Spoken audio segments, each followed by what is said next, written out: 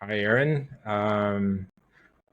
And it- Welcome to my first podcast. Um, Eran, once again, thank you for coming. And from what I know, you're quite a seasoned Android engineer. You have yeah, more than 20 years of experience in the field, and you worked as a contractor mostly and yeah. authored quite a few books. And in fact, you have released a new book called There's No I in IT. And I will also have some questions regarding this book during this talk. And yeah, I mean, it's a pleasure to talk to you. It will be interesting to gain some answers from you. Um, I'm Nikolai. You can call me Nick. I'm also an Android developer and I have around 10 years of experience in the field. So, yeah, welcome. And Mhm. the first question that I wanted to ask you, I guess I see actually in the back that you have board games, right?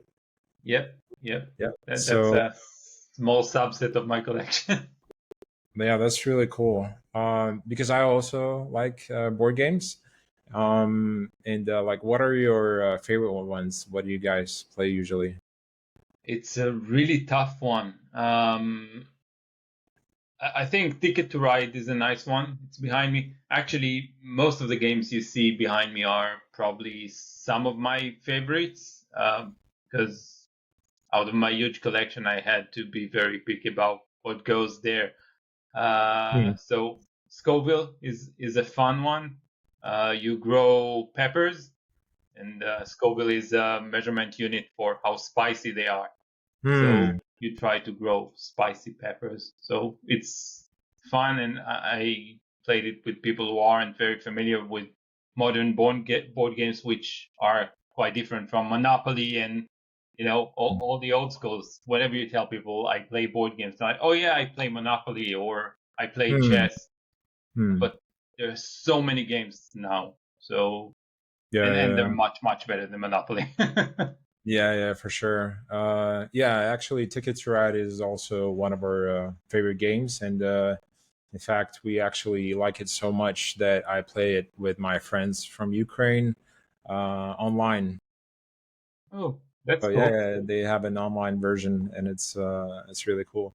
But yeah, I mean, you probably have much more experience than me, and because I think you have like you mentioned like a 400 of them or Yeah, something like yeah. that. I mean, that's really cool.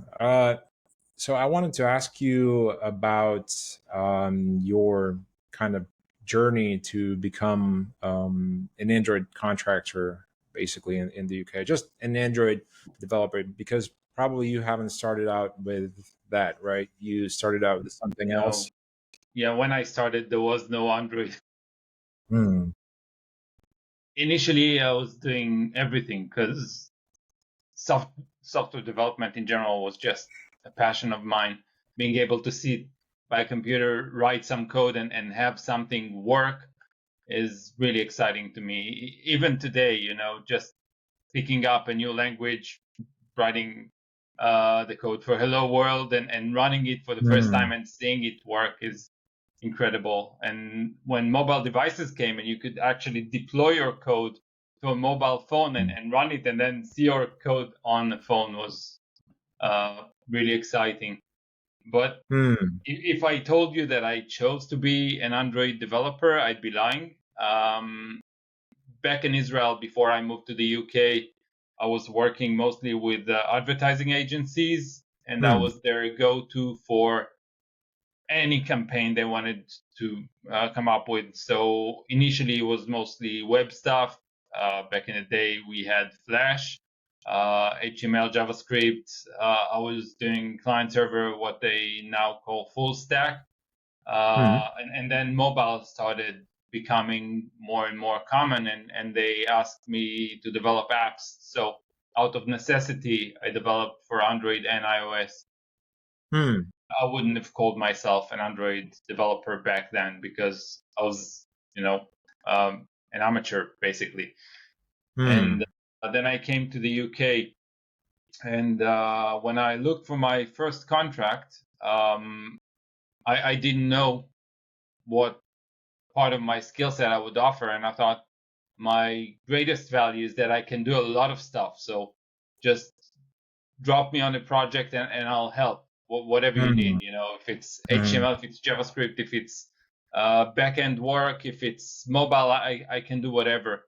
And mm, I realized that the market didn't quite accept that. They were a lot more comfortable putting you in a box. mm, Back then, I thought it was silly. mm, Now I see a lot of sense in it, actually, because you don't have the capacity to have the depth you need to be good mm, on one platform, and then multiply that. I mean, you have limited time, right? So whenever I see someone who does both Android and iOS, and I'm not even talking about web and other platforms, I know they can't possibly be as good as someone who's specialized. They wouldn't mm. know the ecosystem as well. They wouldn't know the libraries as well, the caveats. They just wouldn't Yeah, be as good. They yeah. could be very smart and they could adapt well. And I'm sure they can release code. But if Hmm. somebody else had to maintain that code, they'd be thinking, what's going on here? This can't be written by an expert. So Yeah. when I came to the UK, as I said, I didn't know what I wanted to do. So I ended up creating several CVs, one for web, one for Android, one for iOS. And, I uploaded all of them. And eventually, an agency reached out to me, and it was an Android role. Hmm. And at the time, I stayed with my parents in Scotland. I took a plane to London and started working the next day. Hmm. And that's what really focused me on Android. I didn't really mean for it to happen, but since that role was an Android one, it was easier to then get another Android role and another. And soon Hmm. enough, I was just doing Android. Yeah, yeah, yeah. That makes sense. I mean, it's really cool that you have this broad experience before you kind of started specializing in Android, because I think actually I agree with you with the fact that right now there's so many frameworks and the languages are so, well, not the languages, but mostly it's the frameworks that are so expansive that it's almost impossible to be an expert in two fields. So, but I also think it's really good to have an understanding of different, fields like the web, or the backend, or iOS for that matter. So it's really cool. Yeah, and one thing I was interested, like you have a kind of a long career already as a as an engineer, as a contractor, and in your new book you talk a lot about sort of the bad sides of certain the work culture and stuff, and how to fix it.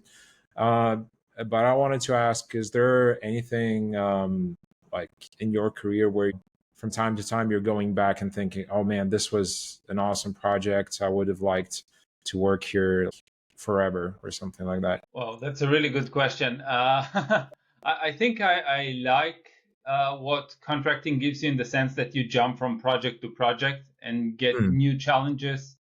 My longest contract to date has been, I think, over 3 years, and I do feel that is a bit too long.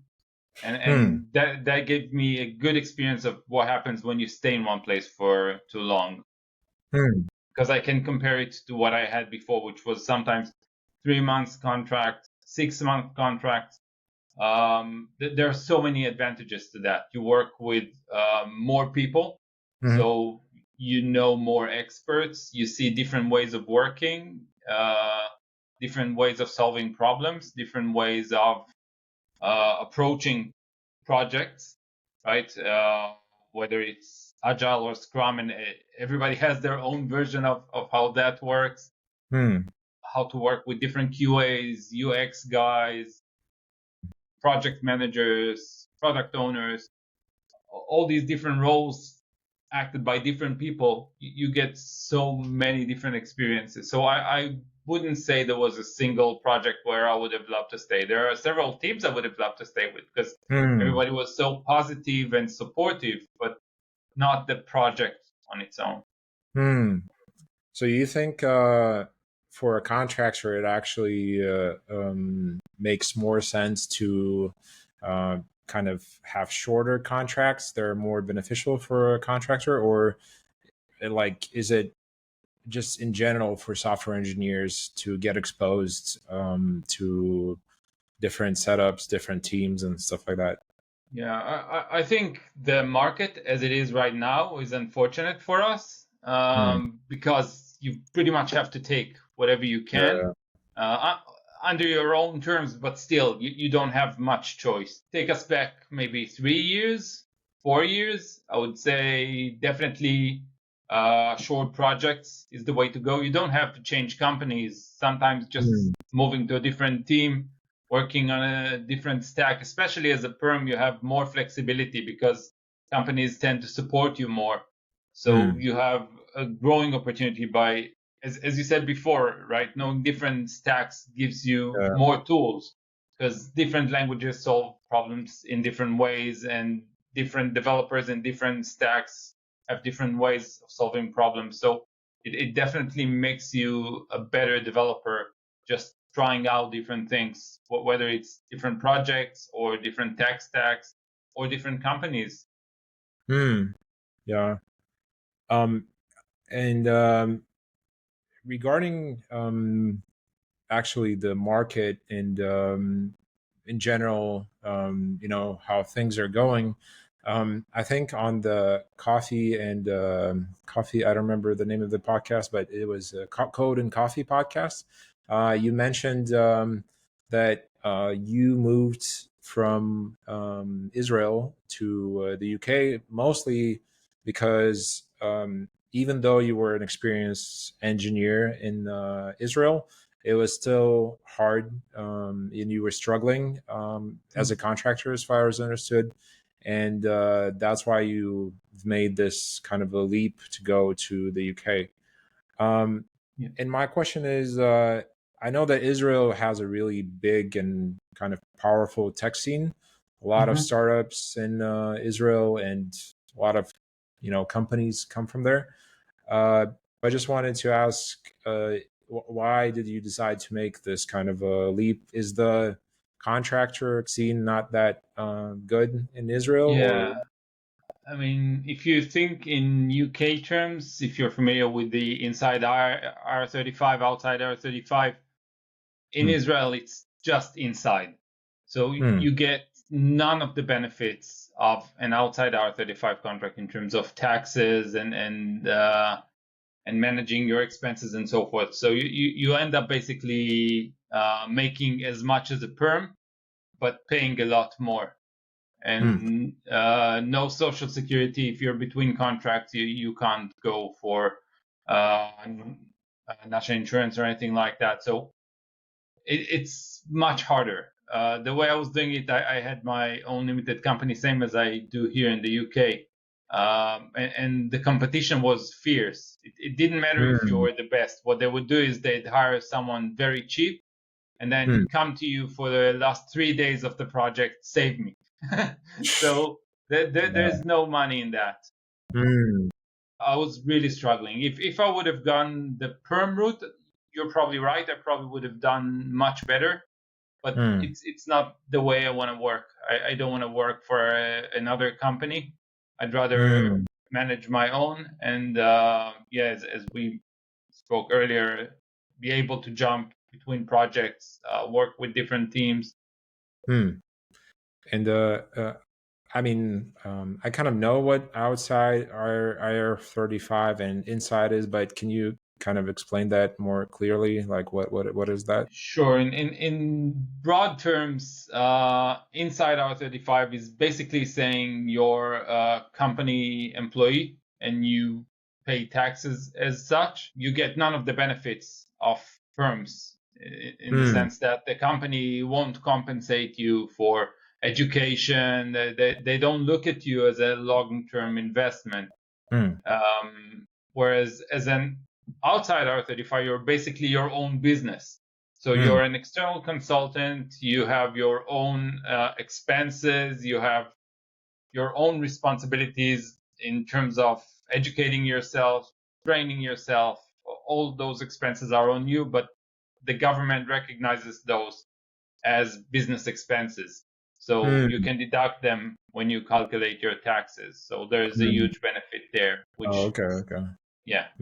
Makes sense. So in Israel, you can only do inside IR Yeah, 35. so there's no concept of inside or outside, but Hmm. nobody recognizes you as a business unless you are a business. And if you are a business, then you can't say, oh, I'm unemployed right now, so I expect the country to support me, even though you paid taxes Hmm. throughout your stay there. So that caught me by surprise. Yeah, that is interesting indeed. And how do you get your clients? Is it mostly like word of mouth, or do you do some kind of prospecting? How do you do this? So early on in my career, it was mostly uploading my CVs to all the major job boards, and I would do that regularly, which Hmm. means every week I would upload my CV to all the job boards. Eventually, I automated that in a sense by hiring a personal assistant. Hmm. She does that part for me now, uploading my CV to all major websites. When the Hmm. market is in a better state than it is right now, that does work. I get a lot of calls every week because agencies see my CV as only just uploaded, so they know I'm actively looking. Hmm. But if I look back at most of the contracts I've had in the past, maybe 6, 7 years, most of them have been from networking. So people I've worked with previously or Hmm. being active on LinkedIn. Okay. Um, and you've worked with a lot of companies like HSBC and Sky, and startups as well. What do you think are, like, what would you say in terms of working with these companies? How do you approach like the general working routine? Like, for example, you're going to be working with a big company, or you're going to be working with a startup.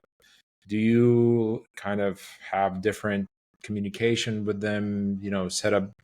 What is your like style in terms of working with that? So I think the most important thing is setting up your expectations.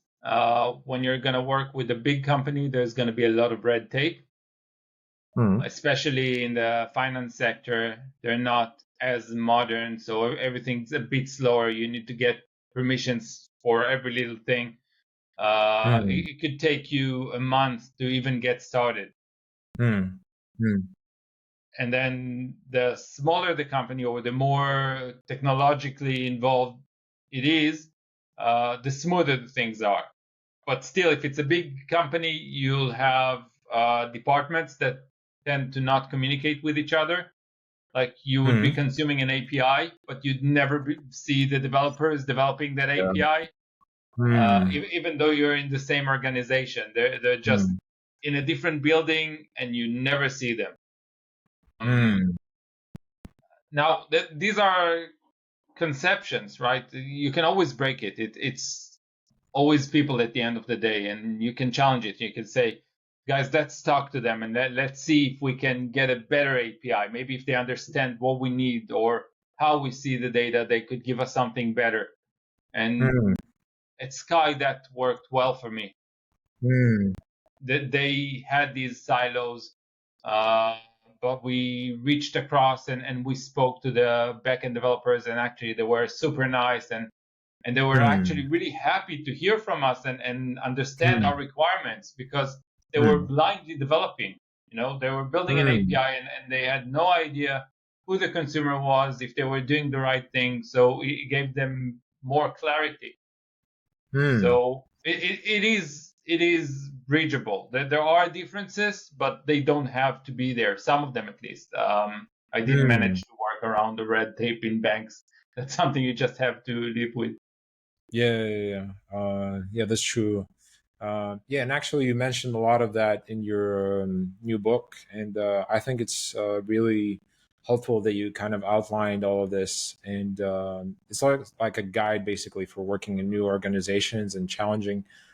Um, I just have a kind of I'm curious as to how do organizations usually that you worked with, how do they respond when you join, for example, and you start to kind of challenge their working norms? For example, because I had experience where some companies were really happy about it, some companies were kind of thinking of me as a troublemaker or something like that. So, what is your kind of experience in this? Yeah, I fully understand what you're saying. I've had the same experience, and it took a lot of tweaking to get it right. And I think it Hmm. also touches on toxic personalities, because some people really refuse to change, and it doesn't matter what you do. If we said that the problem was 50% on you and 50% on the client, if Hmm. the client is toxic, then it's all on them. It doesn't matter what you do; they won't be accepting of any changes. They consider Hmm. it a threat on them. So one of the things I do as soon as I start a new contract is talk to people, ideally one on one, but if not, then in a group. I would tell them, I'm not here to challenge you. I'm not here to compete with you. I'm here to do Hmm. the best job I can and to help Hmm. you do the best job you can. I'm here to support you, not to sabotage your efforts, right? So Yeah. please accept everything with that context. And I also accept that I'm not always right. I have a lot of experience. I bring a lot of experience from other organizations. Some of it may work here, some of it may not, but it's worth giving it a go, because it increases your chances of success. It might make your life easier. It might make your delivery smoother. Give it a go. And if they're not incredibly toxic, then you're very likely to succeed. And I've worked with people who were very, very open-minded, people who were slightly more cautious, but most of them ended up being happy with the feedback. So Um, so you've been in the UK for 10 years already, right? yeah, somewhat over 10 years now. Yeah. Hmm. And I mean, all of this time you've been working more or less successfully as a contractor. So how do you become successful as a contractor? What do you think people that want to start out in this, what should they do, and what matters the most? I think it's mostly about the attitude. If you think about your experience working with companies, I'm sure you've come across a lot of companies who are very cautious when approaching contractors, because a lot of contractors tend to come in, do Hmm. what they're asked in the most hacky way. Hmm. They're asked to put up a screen, they'll put up that screen, but they don't care about whoever comes after, because they know Uh, that once their gig's over, they'll move on and it's somebody else's problem. I hmm. try not to have that mentality, both Hmm. because I tend to like the people I work with. Much of it is because the industry is full of really, really nice people. Hmm. Maybe I've just been fortunate, because I do see some horror stories on LinkedIn. People do complain a lot, but I've been really lucky. Uh, I've worked mostly with really, really nice people. hmm. So I wouldn't wish it on them. And also, I think it's your reputation. When you're a contractor, everything you do is a part of your reputation. If you looked Hmm. at my LinkedIn profile and you look at the recommendations from every contract I've been in, you'd see they always have something nice to say. And they Hmm. wouldn't do if I didn't care. If all I did was come in, do the minimal amount of work Yeah. required, and moved on. Yeah. I try to help them. I think that's the service I'm offering. It's not developing a screen, it's not developing a single feature and moving on. It's trying to Hmm. make them better, make their life better. And on some occasions, and that might not resonate very well with some of my clients, I would focus on the best interests of the individuals in the company. Um, in one company, I convince the CTO to go contracting. So, it's not always in the best interest of my clients directly, but I Hmm. do think about the people I work with as well. And I think at the end of the day, they're more important than the company. Hmm. Yeah, I mean, so basically, what you're saying is, and I agree with that as well, that as a contractor, your goal is to simply not write code. Like writing code is kind of the side effect of what you're doing, but mostly it's to solve the problems of your client. And I agree with you that it's something that when you come in, you should ask kind of a lot of questions and then basically go from there. Um, yeah, and as far as I understood, when you were working as a contractor, you were all in these companies. You were also at some point involved in the hiring process. In my last job, we were also hiring devs, and I noticed that some of them were missing understanding on the basic kind of architectural principles, and also like coroutines and multi-threading. What is their relationship? When you're interviewing someone, what do you think are the most important things to look for in a developer? I think the hiring process is one of the most challenging parts of our job, really. I think that's the one thing I can't say I fully figured out. Hmm. What I would definitely try to find out is how well they understand architecture, how well they understand principles, and I don't need them to memorize the solid principles or Hmm. um, to name drop dry and so forth. But Hmm. I would expect them to be able to describe to me their thinking process. Hmm. And I don't need you to tell me I understand clean architecture. I would like to understand how you would approach a feature and how separation of concerns comes in, dependency injection, all these different things we use on a day-to-day basis, and why they're there. Hmm. It's also different if you're hiring a perm or a contractor, because with a contractor, you kind of expect them to already know the basics. I Hmm. wouldn't challenge them on threads because I'd imagine they Hmm. wouldn't have gotten this far without figuring it out. Hmm. But with the perm, you don't have that guarantee unless they're very senior. Hmm. Uh, if they are senior and they're perm, I'd mostly worry about them having worked in one place for many years, in which case they might not really be senior because they might not have been exposed to different problems, right? So if you work on the single project for many years, you miss out on a lot. Hmm. Yeah, that is dangerous when when you see someone working in one place for you know I'm not talking about Google, of course, but I'm talking about like sort of smaller companies. You see someone working for 10 years in one place. It's very kind of risky for that person, I would say. In terms of hiring, I agree with you that whenever I'm also hiring contractors, we don't go into these kind of nitty gritty details. But what is the difference in terms of hiring? Have you been involved in hiring like a perm instead of a contractor? Yeah. I mean, when it's perms, it's usually a multi-step process. So I was only involved in a small part of it, which is the technical Mm, assessment side.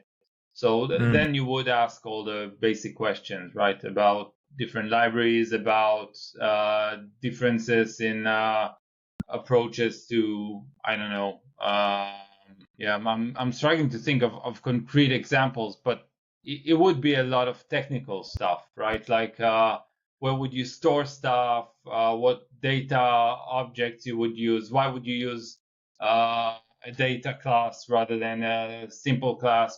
Basics of the language, really. mm, mm. But as a contractor, you basically expect the person already to kind of know all of this, right? So Yeah. you're testing all of this. What happens if I don't know how the UK market works, but in Ukraine, for example, we do most of the market is contracting. Basically, it's most of the engineers are contractors. Um, but there we also kind of even the contractors we do test their knowledge, and uh, this is basically just to make sure that they know even just to basically scan what they know and what they don't know, so that Hmm. basically most of the what they're doing is like outsourcing and outstaffing, so that it's not a kind of like a failure in the eyes of the client. So is there anything like that in the UK basically where you kind of still test something basically? Initially, I used to have both technical tests and technical interviews. I stopped agreeing to have those at some Mm, point. mm, I did pass them successfully, I think maybe 90% of the time, because sometimes it would be a really nuanced thing. Um, mm, and I didn't feel it was really important to my ability to deliver. Back in the day, I remember I was asked about unit tests, where I never had to test for the exception case. It just mm, never happened. I didn't need to. Um, and then they asked me how I would test it. And I said I would put a try catch and you know, check the mm, result there. And they said, oh, there's also the expected annotation. Okay, cool. So I learned something new, which is fine. But mm. I don't think that's something that I would worry too much about if Yeah. a contractor didn't know that. So I felt like it was wasting everybody's time having these technical interviews. If I look at someone's projects, I look at their recommendations, and I can see that they've successfully worked in 3, 4, Mm, 5 different companies, and senior people recommend them in all these different companies. I have to assume that they know what they're talking about, or they've mm. been very good with convincing people to give them false recommendations.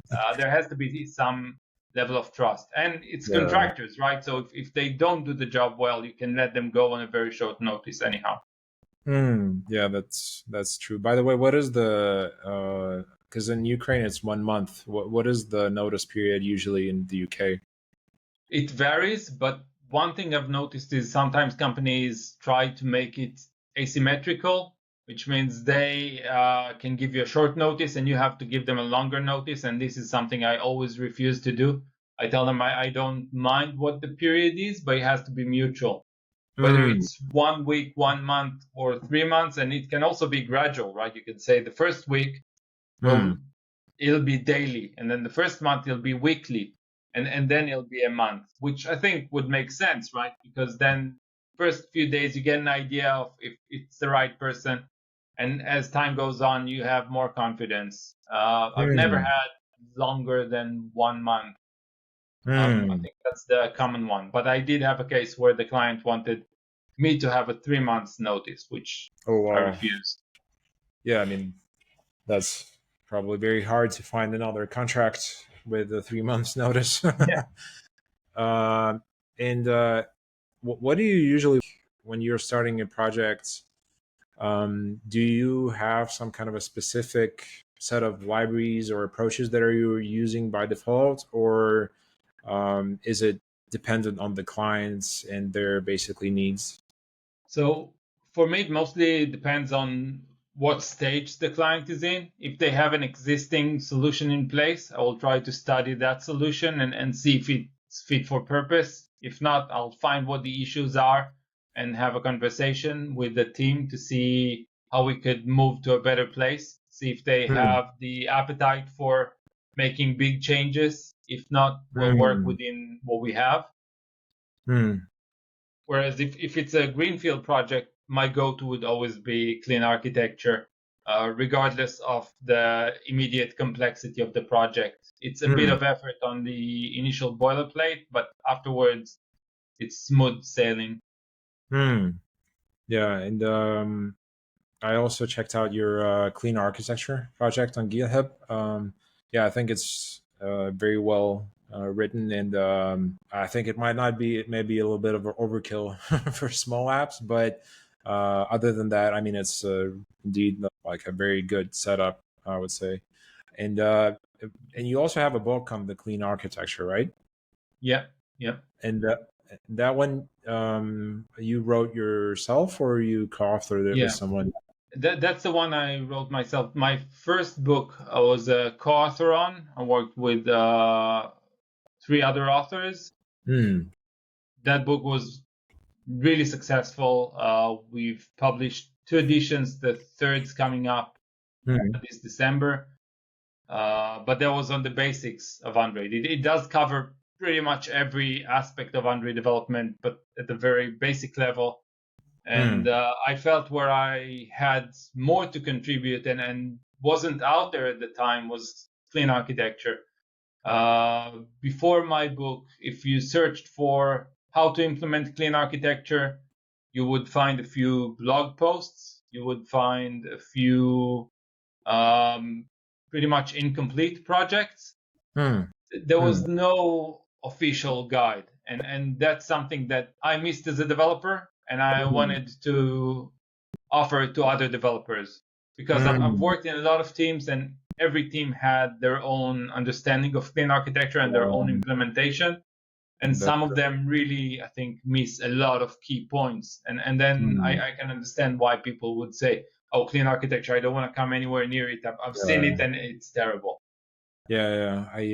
I agree with you because I think actually the Android developers right now have it easy in the sense that there's so much resource on even official Google documentation like code labs and all of these examples, and and the documentation is pretty good because I remember when I was starting out, like you described it, basically it was like the Wild West. Everybody did everything the way they wanted. And I also met quite a few projects where everybody had their own understanding of clean architecture. So that is indeed a really good that there are guides like this and books like this. Um, and I wanted to ask you, you just released your third book, which is called There's No I in IT. Why did you decide to write this one about sort of the human side instead of the coding and stuff like that? There were two big motivations for me for that book. One is that if my first book was niche but rather broad, because Android development is still rather broad, even though it's a niche. My clean architecture one went even narrower into a niche Hmm. of people who want to be advanced developers.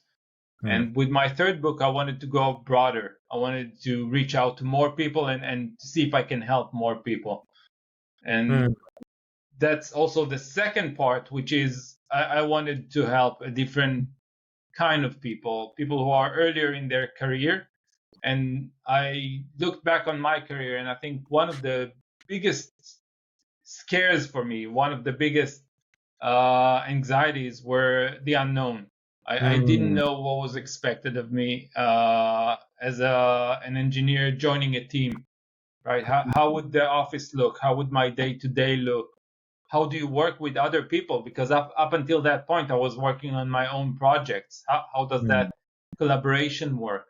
So the book was about how do we work as a team, Hmm. and how does working in IT look like? So it's a blend of those two major questions, and the goal is to go to interns or grads who have no idea what's coming, and reduce some of that anxiety by sharing Hmm. with them what I've seen in the past 20 years in different sizes of companies. Yeah, that's a good point. And but I think actually this book might be useful also for people that are not beginners or starting out in that career, because you mentioned a lot of points about working in the team and the different cultures and how you can approach and fix those things. And based on my experience working in different teams, you, especially as a contractor, you have to be professional. You have to be, even if you don't like something, even if you don't agree with something, you still have to work with people. You have to be professional, keep your cool, and still get the job done. And I think you give really good advice there. I haven't read the whole book. I have to admit, but I read the chapters on working in different teams and the different cultures, and I think your comments there are on point. So I think it's a really cool thing that you chose this one to be about the human side. So I wanted also to ask you, returning back to the Android side, I followed you quite a lot on LinkedIn. So I know you say that people should specialize mostly in one niche, in one platform. What do you think of the new KMP that's gaining traction right now? Do you think it's also going to be a failure, or do you think it's actually might be something that that could work for multi-platform? I'm convinced it's going to be a failure. I mean, having worked in the industry for well over 20 years, I've seen so many cross-platform solutions come and go, and by definition, they have to always be a few steps behind native, right? Because whatever native library is released, you then have to update these frameworks to align and offer these capabilities. So you'll always have less performance. You'll always have a single platform with a lot of caveats. So if it's Android, do this. If it's iOS, do that. So yes, it may be one code base for the most part, but it's going to be a lot more convoluted. So it's going to be less performant, harder to maintain, more bug prone. Every framework that you take, whether it's KMP or React or any of the other Flutter for that matter, every one of these libraries have their own set of issues that you also pull into your project on top of all the other complexities, and usually a Yeah. smaller ecosystem as well. So when you do have bugs, you have fewer people that have already faced these bugs and can help you. So yeah, I'm not a huge fan. I think when you do native, you're working with native developers who know the platform really, really well. They know the upload process to the stores. They know the user expectations in terms of even silly things like backstack or alignment of titles, things that users are simply used to on their ecosystem.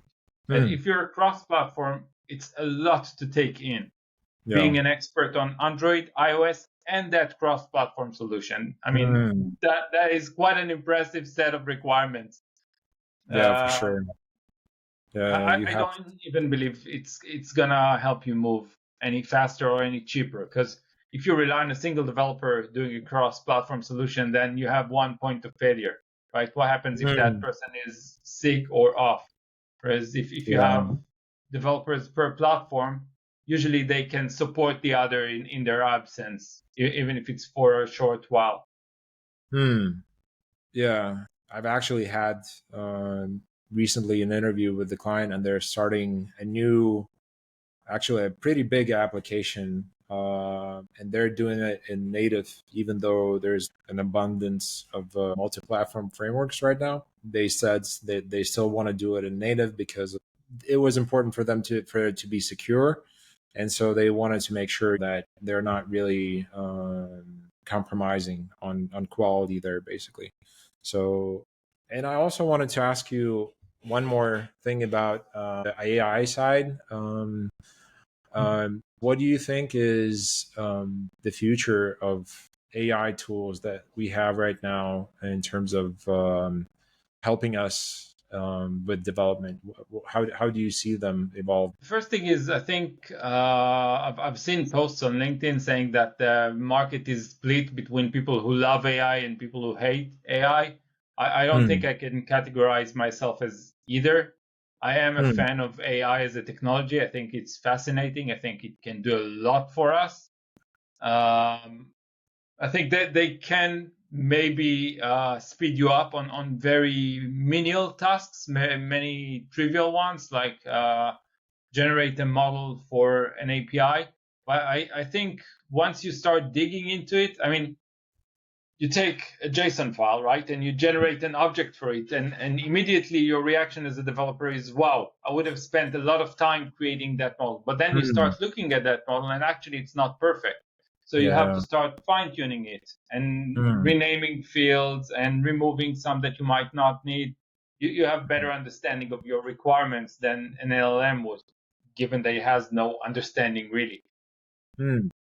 So I think at the end of the day, you end up spending almost as much time, and the existing autocomplete tools are quite adequate for Hmm. most of your day-to-day jobs. There was a post by, I think it was, I can't remember what his role was at Google, who said that they were now generating, what was it, 25% of their Oh code yeah. with AI. And Hmm. then a developer commented on it and said, actually, what we're doing is autocomplete. So it's not as glamorous Uh, as it sounds. And autocomplete is something we had before LLMs. And hmm. well, it wasn't as expensive and it wasn't as terrible for the environment. So, I mean, LLMs are a very interesting technology, and I'm sure Hmm. we can do a lot of interesting stuff with them.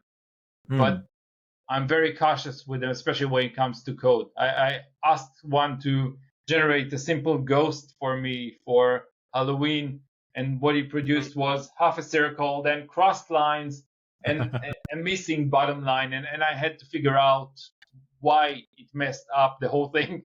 Yeah. Ended up spending as much time as I would have just writing it from scratch. And this has been my experience on a regular basis with Hmm. AI. Are you using any kind of tools? For example, I use GitHub Copilot for, sort of like auto completion and helping me sometimes build composables and sometimes generate things for the tests where you would convert the JSON into, a model class. Are you using any tools similar to that? I've used them only for the sake of assessing them. So I've used Gemini. I've used Copilot for a little bit. As I said, I'm not impressed because when they work, it's amazing, but quite often they don't work as expected, and you spend more time revisiting and polishing it. And I set a very high standard for my code. So usually they don't meet my expectations. I'm not praising myself. That's not what I'm trying to do here. I'm just saying that I do believe in very high quality code because I think it helps other developers when they pick up the code where you left it off. And I don't think LLMs do a very good job with that. So even when they do generate working code, it's not production ready in my view. Yeah, for sure. Yeah, I think the big risk here, and I've noticed this already in on the code bases I've been working on, is kind of mindless copy pasting of code from ChatGPT, even though it works, even though it's okay, but it's definitely suboptimal and it doesn't fit the whole picture basically. So it's scary times. we're we're heading, especially with the cursor and everything. Hopefully, hopefully we get people to realize that it's not a solution to everything. Um, Yep. I wanted to also ask you. I have these quick fire round questions, and I'll ask them quick, and you can answer to me either quick or not so quick. So whatever you like. Um, Favorite Android library? Oh wow. I'd say probably Hilt makes Hmm. my life writing DI so much easier. I know Coin is getting traction, but I've had really bad experience with Coin. I think it's now working towards compile safety, which is a big plus. So I think it will be interesting going forward. But Hilt is just so easy, especially coming from Dagger beforehand and the amount of setup we had to do. And now it's just so trivial. Your least favorite Android library? If we look at deprecated ones, I would have to say Butter Knife. I mean, the newer developers would probably not know what I'm talking about, but we always had find view by ID, right, pre-composed, and even though it was so little code, developers were still trying to reduce the boilerplate, and we had view binding, and we had Butter Knife. And these things grew outdated and introduced their own set of bugs. And I think sometimes if a solution is so simple, you're over optimizing in the wrong place. So just leave it be. And I guess on the same area, it's also Timber. I don't see why you need a library for logging. It's so trivial, honestly. You can just write a few lines of code and have full control over it. Yeah. I also never used Timber, and I don't know why. I know what's the hype about it, but anyway, one thing you'd like to see change in the Android community? I would have to say we're still not there on architecture. Even my book, I'm working on a second edition of it now, which better reflects the repository which you've seen. We have MVI, which I think has more boilerplate than is necessary. We have Google's architecture, which you mentioned, which isn't clean architecture, but there's a lot of confusion around that. People do think it's clean architecture, even though Google themselves say it's not. Less corner cutting, I would say. I'm not a huge fan of cutting corners, and I see that happening a lot. And as you mentioned, with AI, it's happening even more. I wish people really appreciated the added value of clean code and understood what clean code was. Night mode or light mode? Night mode, easy. Read the documentation or play around with the code yourself? That touches on a really sensitive topic that also relates to clean code. I don't trust documentation. It grows outdated the day you write it, which is why every project I join, I strongly advocate against using comments in code.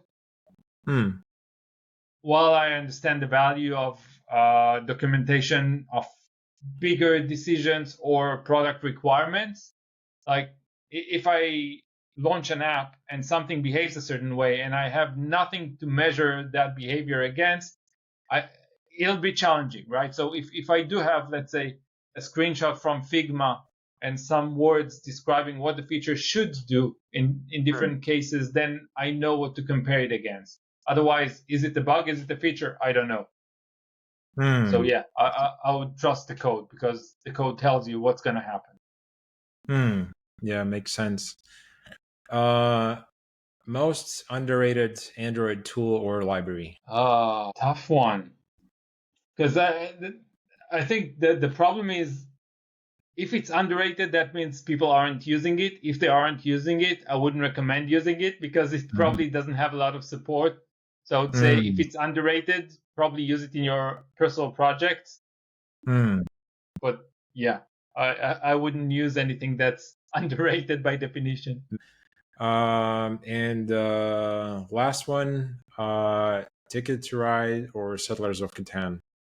I'd be banned from the board game community because I have only started playing Settlers of Catan once and I never finished the game, so I can't form an opinion about it. I really want to play it, but it's hard to find players when you're older. Yeah, yeah, that's true. Yeah, but Settlers of Catan is a great game. We enjoy also playing it with my friends. Yeah, I mean that's all of my questions. I really enjoyed talking to you, Eran. It was insightful, and thank you for sharing so much about yourself and your work. Yeah, and thank you again for coming and then doing this. Thanks, Nick. It's been a pleasure. It was a fun conversation to have. Thank you, Eran. Cheers. Yeah.